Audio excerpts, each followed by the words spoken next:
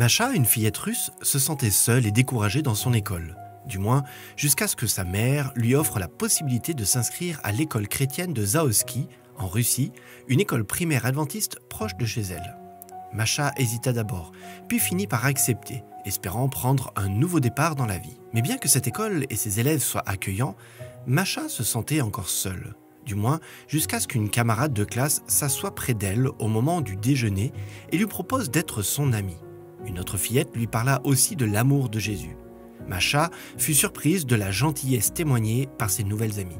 Masha trouva un lieu de consolation dans un endroit tranquille où elle répandit son cœur devant Dieu. Ce fut un tournant dans sa vie lorsqu'elle se rendit compte que Jésus est son sauveur et son ami. Elle devint plus active dans son travail scolaire, sachant que ses camarades de classe l'aideraient et la soutiendraient. L'école chrétienne de Zaoski est devenue une lueur d'espoir pour de nombreux enfants. Grâce à son travail, quelques-uns de ses élèves ont pris conscience des réalités spirituelles et de l'amour de Jésus. Cette école s'est beaucoup développée depuis ses humbles commencements, avec plus de 200 élèves et de grands bâtiments. Sa réputation l'a précédée et les habitants des alentours souhaitent y inscrire leurs enfants pour qu'ils reçoivent une éducation chrétienne. Cependant, ce succès lance aussi un nouveau défi, celui de l'espace disponible.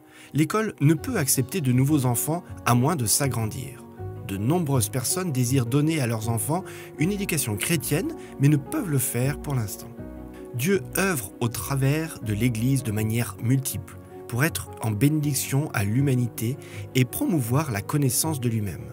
Les écoles adventistes, les professeurs consacrés et leurs élèves sont seulement quelques exemples des moyens utilisés par Dieu pour être en bénédiction à ceux qui ne le connaissent pas encore.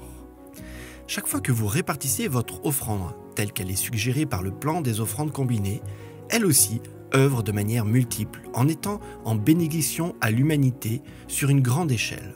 Ce système de répartition des offrandes a été conçu pour qu'ensemble nous puissions faciliter la tâche de l'Église dans sa prédication du mandat évangélique impliqué dans les messages des 3 anges. Ce mandat nous ordonne d'apporter l'évangile éternel non dans un seul endroit, ni par un seul projet, mais aux habitants de la terre, à toute nation, à toute tribu, à toute langue et à tout peuple, en lui invitant à craindre Dieu et à lui rendre gloire.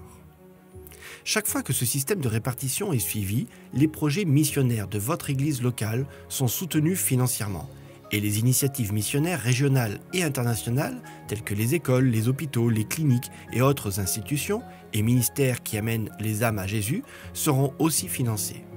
Lorsque nous avons la mission à cœur et lorsque, dans la confiance mutuelle, nous mettons les ressources de Dieu en commun, les apportons à sa maison du trésor et les répartissons tels que c'est suggéré par le plan des offrandes combinées, nous pouvons faire plus, mieux, aller plus loin et plus vite.